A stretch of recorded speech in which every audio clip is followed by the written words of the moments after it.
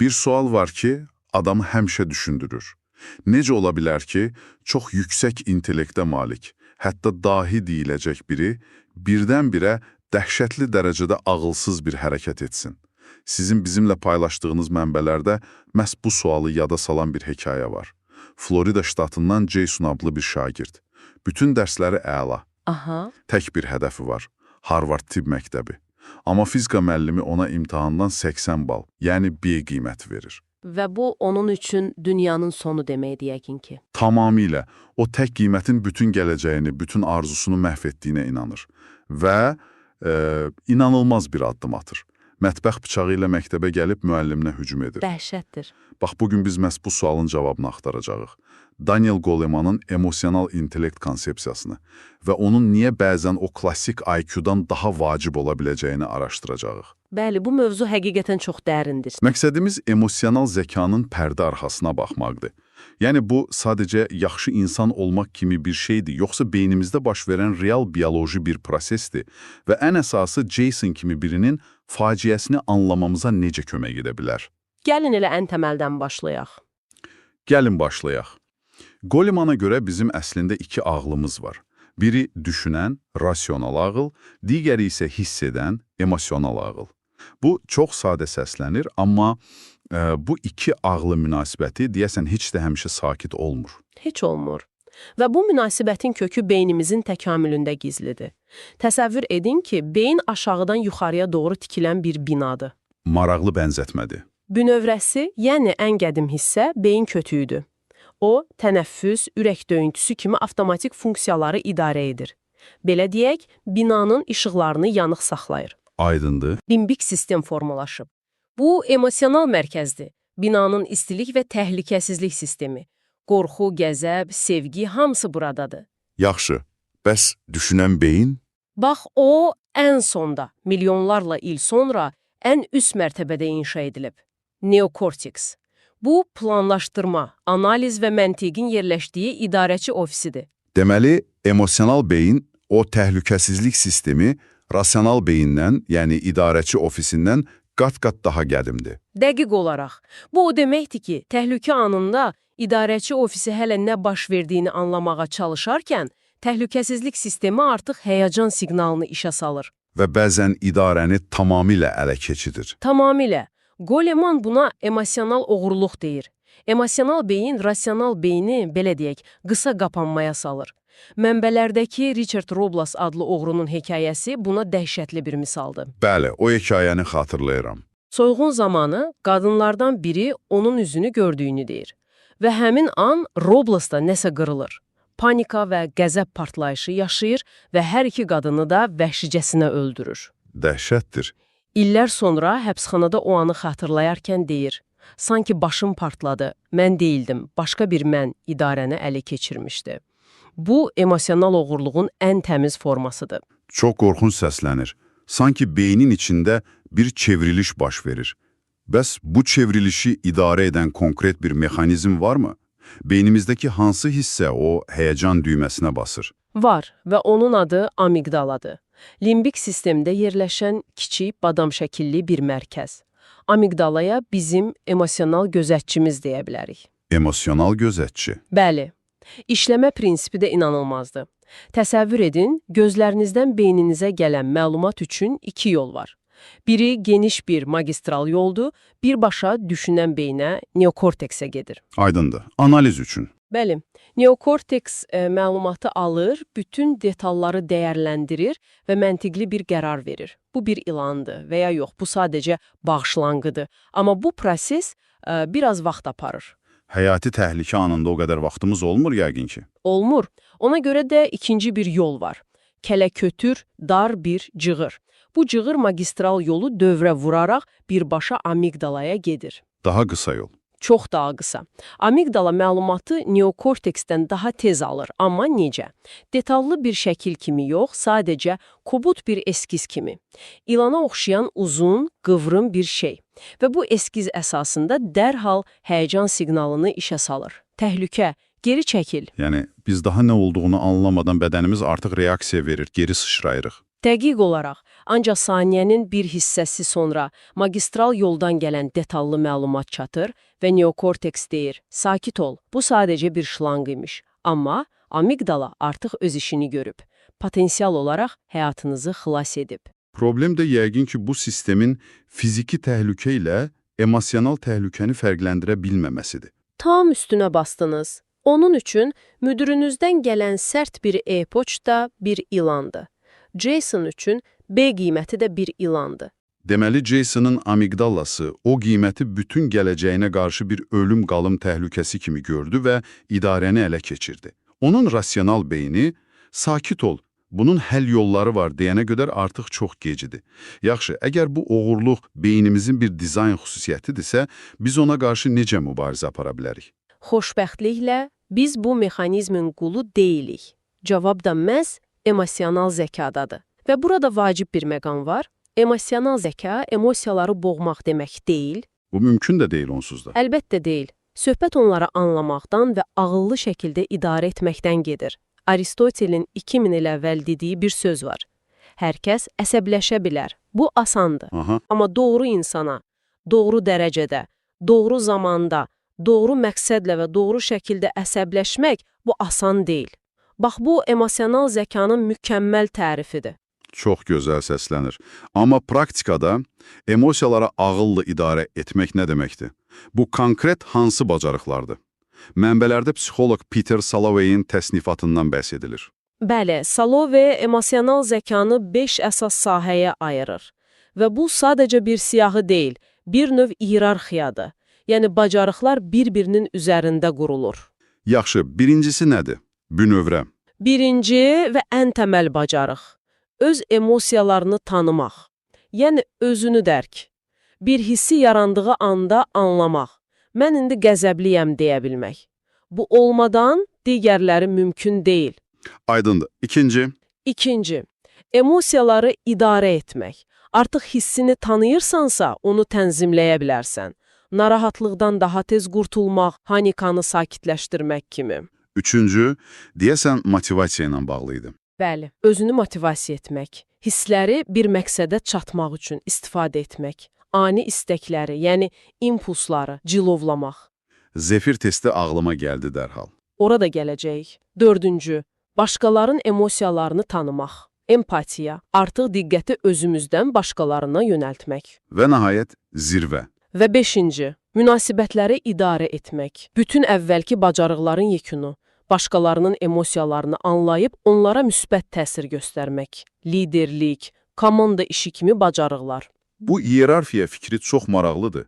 Deməli, başqaları ilə yaxşı münasibət qura bilməyən birinin problemi əslində heç öz hisslərini anlamamasından qaynaqlana bilər. Tamamilə. Hər şey özünü dərkdən başlayır. Yaxşı, gəlin o üçüncü bəndi biraz daha dərindən araşdıraq. İmpulsları cilovlamaq.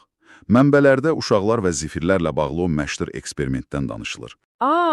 Əfsanəvi zefir testi. Bu, emosional zəkanın gələcəkdəki uğuru necə proqnozlaşdırdığını göstərən ən güclü tədqiqatlardan biridir.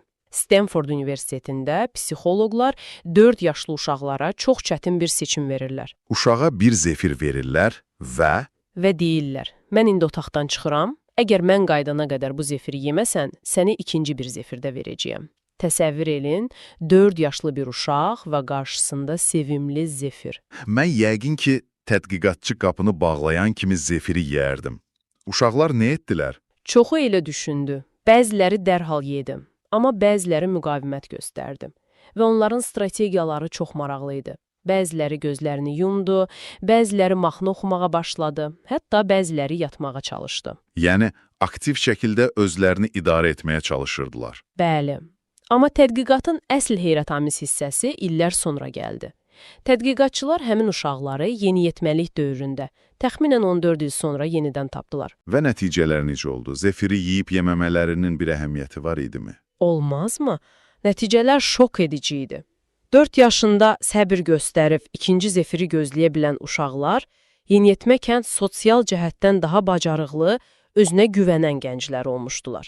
Amma ən inanılmaz fərq onların SAT, yəni kollecə qəbul imtahanı nəticələrində idi. Nə qədər fərq var idi? Səbirli uşaqların orta balı, zefiri dərhal yeyən uşaqların orta balından tam 210 bal daha yüksək idi. 210 bal. Bu ağlasığmaz bir fərqdir. Bəli, 4 yaşında bir impulsu idarə etmək bacarığı onların gələcəkdəki akademik uğurları haqqında IQ testindən daha çox məlumat verirdi. Bu həqiqətən heyrətamizdir. Deməli, bu Golemanın ustalıq qabiliyyəti adlandırdığı şeydir. Yaxşı, bəs motivasiyanın digər tərəfi necə? Mənbələrdə ümid və optimizmin də rolu vurğulanır. Xüsusilə MetLife sığorta şirkətindəki araşdırma diqqətimi çəkdi. Bəli, o araşdırmada çox vacib bir məqamı ortaya qoyur. MetLife yeni işə götürdüyü sığorta satıcılarına standart testlərlə yanaşı bir də optimizm testi verir. Bir neçə il sonra nəticələrə baxırlar və görürlər ki, optimist olan satıcılar pessimist həmkarlarından ilk 2 ildə 37% daha çox sığorta satıblar. 37%, ciddi rəqəmdir. Hətta daha maraqlısı, qabiliyyət testindən keçməyən, amma çox optimist olan bir qrup satıcılı da işə götürüblər. Həmin qrup qabiliyyət testindən keçən, amma pessimist olan qrupdan belə daha yaxşı nəticə göstərib. Səbəb nədir? Optimistlər sadəcə daha çox gülümsədikləri üçün daha çox satmırlar yəqin ki. Xeyr, əlbəttə. Səbəb onların uğursuzluğa yanaşma tərzidir. Sığorta satmaq çətin işdir. Hər gün onlarla yox cavabı eşidirsən. Düzdür. Pessimist satıcı yox eşidəndə bunu şəxsi qəbul edir. Mən bacarıqsızam. Optimist isə eyni vəziyyətdə fərqli düşünür. Bəlkə də yanlış yanaşdım, gələn dəfə başqa cür cəhd edim və ya bu müştərinin sadəcə pis günüdür. Yəni, problemi öz şəxsiyyətlərində deyil, dəyişdirilə bilən bir vəziyyətdə görürlər. Tam olaraq. Bu düşüncə tərzi onlara ruhdan düşmədən davam etmək üçün ümid verir. Bu ümid isə motivasiyanın yanacağıdır. İndiyə qədər daha çox özümüzü idarə etməkdən danışdıq. Amma emosional zəkanın digər yarısı başqaları ilə bağlıdır, empatiya. Bu bacarıq bizə necə gəlir? Doğuşdanmı yoxsa sonradanmı öyrənilir? Onun kökləri çox dərinə, körpəliyə gedir. Empatiyanın ən ibtidai formasını yeni doğulmuş körpələrin olduğu otaqda görə bilərsiniz. Biri ağlamağa başlayanda, digərləri də narahat olub ağlamağa başlayır. Sanki bir-birlərinin hisslərinə yoluxurlar. Bəli. Sanki biz başqalarının hisslərini tutmaq üçün proqramlaşdırılmışıq. Amma bu ibtidai reaksiya zamanla daha mürəkkəb bir bacarığa çevrilir. Və bu prosesdə valideyn-uşaq münasibəti, Golemanın uyğunlaşma dediyi bir proses həyati rol oynayır. Uyğunlaşma. Bu nə deməkdir? Bu, valideynin uşağın emosional vəziyyətini hiss etməsi və ona güzgü tutmasıdır.